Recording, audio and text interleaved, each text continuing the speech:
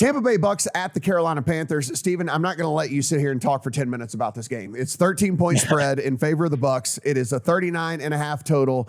The Bucs are going to win despite how badly we have talked about them and how they've looked. They're going to win. The question is, are they going to win by 13 against PJ Walker? We know the Panthers have shipped Christian McCaffrey at this point out of town. Ship Robbie Anderson out of town. Who knows? By the time this kicks off, somebody else might be gone or whatever. What is the number that the Bucs will decide to win by? Basically, is what you have to play. You have to pretend that you can figure this out in your head, essentially. Yeah, for sure. This was 11 before the McCaffrey trade. If 12 is a dead number, if I can get like 12.5, I'd still bet the Bucs here. But I'm not going to spend all day, but I do want to share one of the most hilarious statistical anomalies I've ever seen covering the NFL. So lowest air yards per attempt in the league this year is Kirk Cousins at 6.1.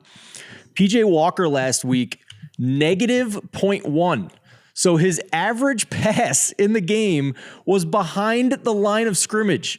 His expected completion percentage, 82.3%. And yet he only completed 62.5% of his passes. How is that possible? Like, how on earth is that possible? He's the worst CPOE in the NFL in week 6, despite throwing on average sideways. Don't bet the Panthers. I don't care how big. Just don't do it.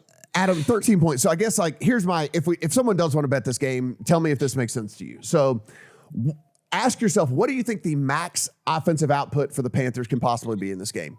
7 points, 10 points, maybe, whatever, something like that. If the Bucs can't cover that, you would just bet the under. I wouldn't take the 13. I would just take the under, because that means the Bucs, for some strange reason, have broken. If they can't cover this number, because the Panthers, the Bucs defense is still at least relatively good. So it's kind of like, as opposed to taking the 13 for me, I would just play the under, because that means somehow the Bucs were unable to get on the scoreboard. It at least gives you another way for an out, at least anyway. That's kind of the only way that I would go about playing this thing. I'm going to take what Steven said and build on what you said. If you look at the heat map of where PJ Walker threw the ball last week, it was left flat, right flat. That's it. It's the only two places he threw the ball.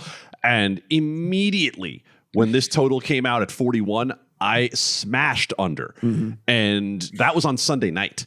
And now Christian McCaffrey's gone. So if you ask yourself what the max offensive output for Carolina is, it's 10 points. Now, that doesn't mean you couldn't have some, defense, special teams action, but that's about as much as I see. Now, on the other side, let's not forget, the Tampa Bay offense is broken.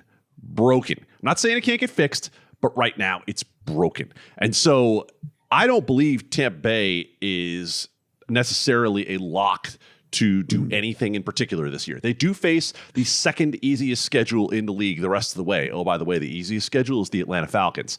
But the Tampa Bay offense is not going to necessarily get right just because it's Carolina. I have under.